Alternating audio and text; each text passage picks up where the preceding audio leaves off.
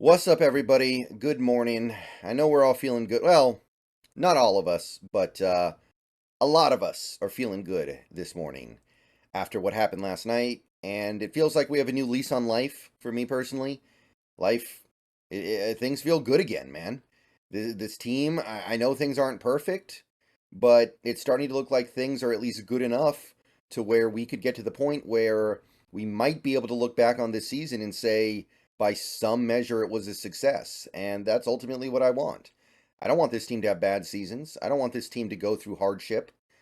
Even if it does mean that the change that I hope happens at some point happens, um, I'd rather we just win with what we have. That's the easiest way forward. Jumping on a coaching carousel or a general manager carousel is hard. I'd rather have the crew that we have start to get the job done. So I'm not really going to be playing that game today.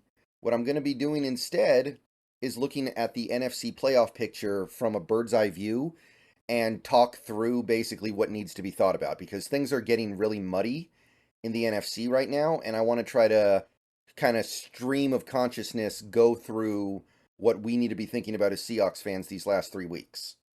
So let's take a look at each division and take a look at what we need to concern ourselves with as Seahawks fans. So first of all, the Niners have clinched the division, so we don't need to worry about division winners.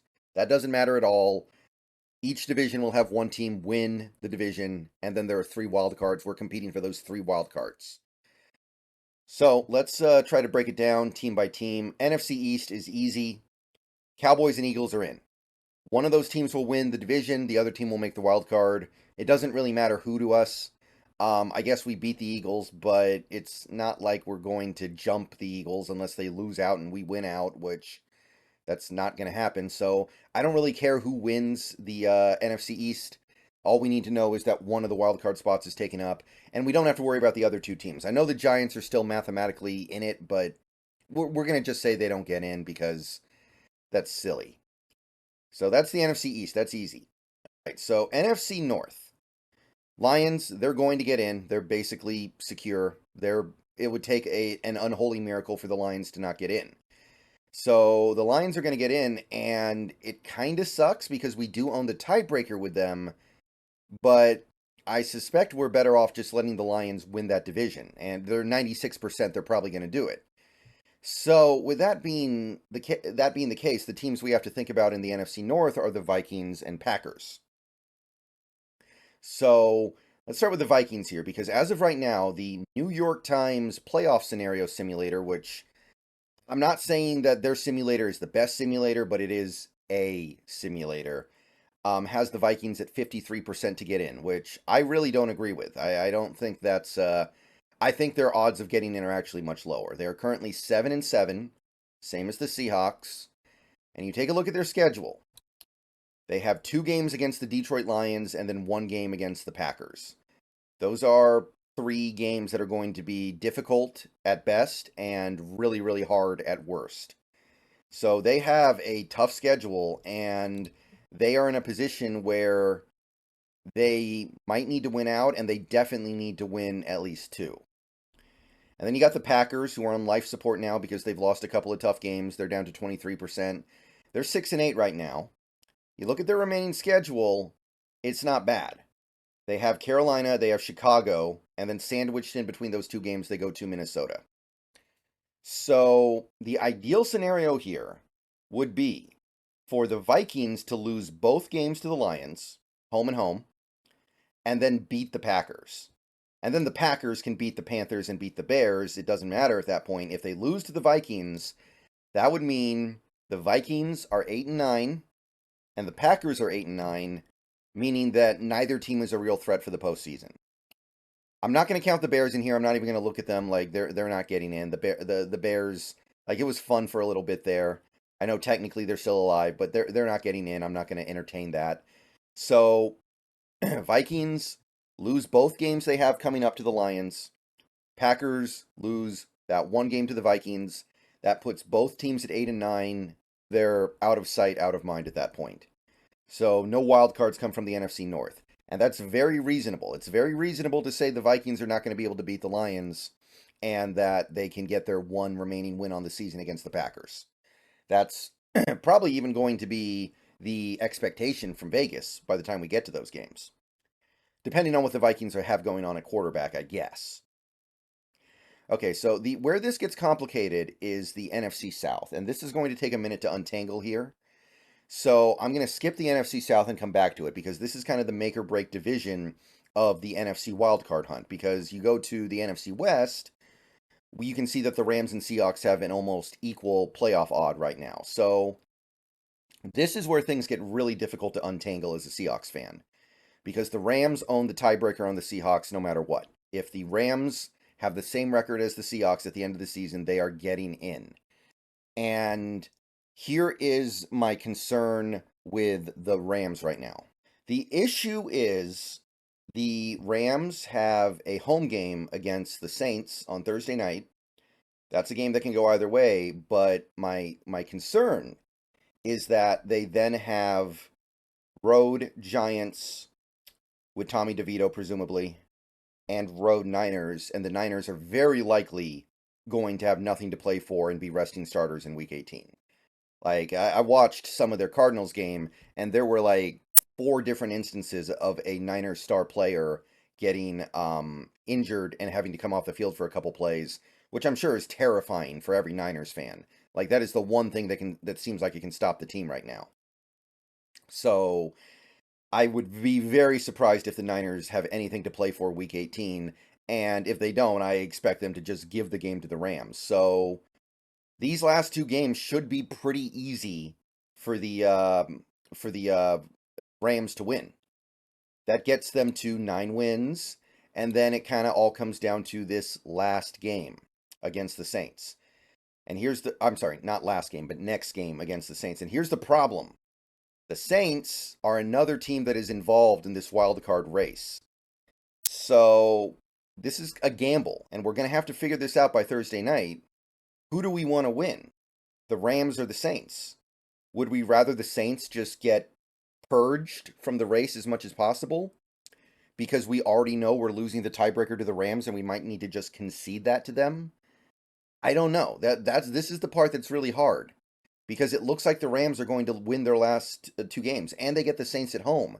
So I think there's a good argument for us just accepting the Rams are going to get in the playoffs and hoping they win out, because they can hurt the Saints on the way.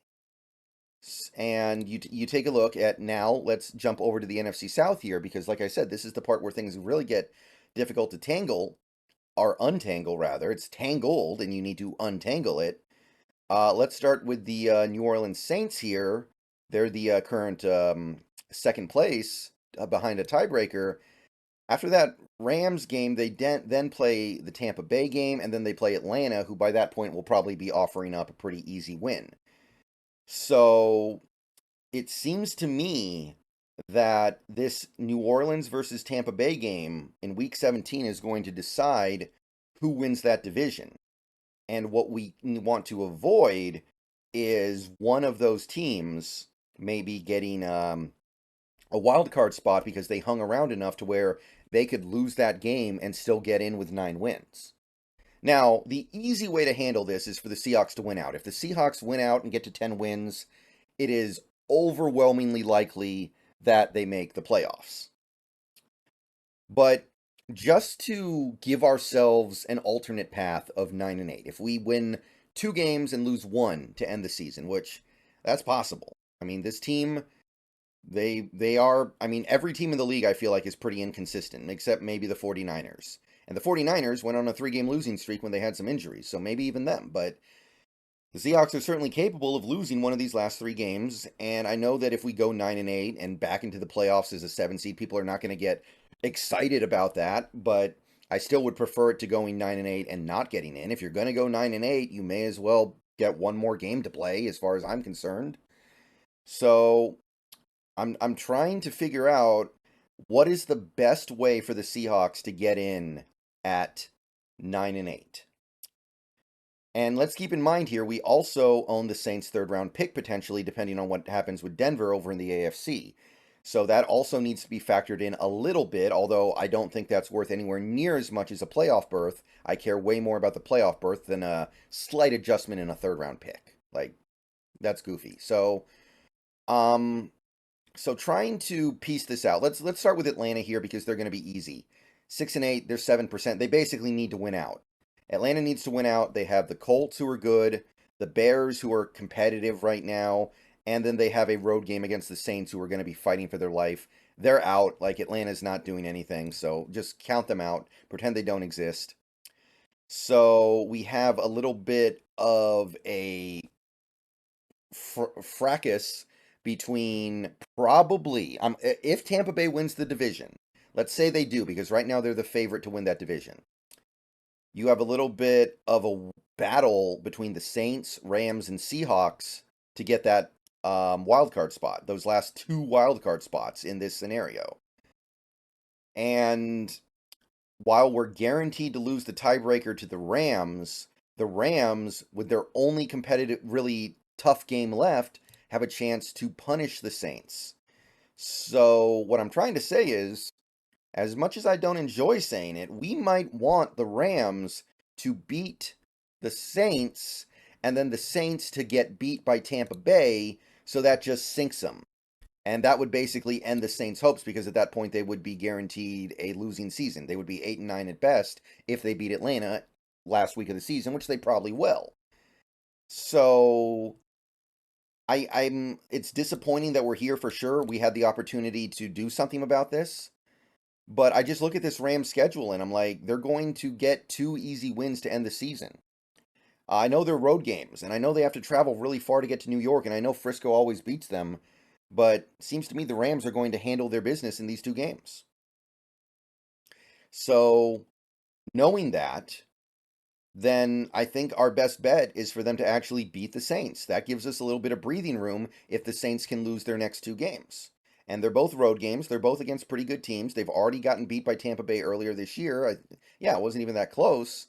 And if that happens, the Saints are basically out of it, and the Seahawks can get in at 9-8. And again, I know that's not going to excite anybody. I know we want to get in as a 10-win team so we can at least say we were better than last year and we're making strides in the right direction. But look, I'm very confident that going 9-8 and making the playoffs is better than going 9-8 and not making the playoffs. Because if you're going to do all that work to get to 9-8, you may as well get one more game. So to me, the idea of like, oh, we don't deserve to get into the playoffs. No, I don't care about that. We do what we do, and then we hope other things go our way. So yeah, that's basically my snapshot of the NFC. We don't have to worry about anything in the East. I don't think we're going to have to worry about anything in the North because the Vikings' remaining schedule is so hard. What this really comes down to at this point is the 2 teams in the NFC South and the 3 teams in the NFC West, or okay, 2 teams, the second team and the third team in the NFC West, are going to be battling over a grand total of 3 playoff spots. One of them is going to go to whoever wins the NFC South. So if the Buccaneers decide to come down a little bit here, because you look at Tampa Bay's remaining schedule, they get Jacksonville at home with Trevor Lawrence in concussion protocol. So that game, which looked very difficult for Tampa Bay, now suddenly looks like, wait a minute here, they might be good. Jacksonville hasn't played well lately, and if they don't have their quarterback, the Tampa should handle their business. And then they get Carolina, last game of the year, probably the worst team in the league. They should be able to win that too. So I'm looking at it, I'm like, Tampa looks like they're good. Tampa should win at least 2 of these games if they don't have to deal with Trevor Lawrence. So I'd rather they just kind of win the division and run away with it a little bit at this point. And again, there's that little element of us not wanting the Saints to make the playoffs. All right, so that's my best attempt to talk through this and how this might go. That's kind of what I'm feeling right now. At this moment, I think that the wild cards are going to be, I'm going to say Cowboys, but it could easily be the Eagles. Flip a coin. I think the Eagles do win out, though, because their remaining schedule is so easy. I think that the other wild cards will be the Rams and the Seahawks. And sign me up for that. Sign me up for that. At that point, what? We'd be playing the Eagles, Lions, Sign me up for that. See you guys later. Go Hawks.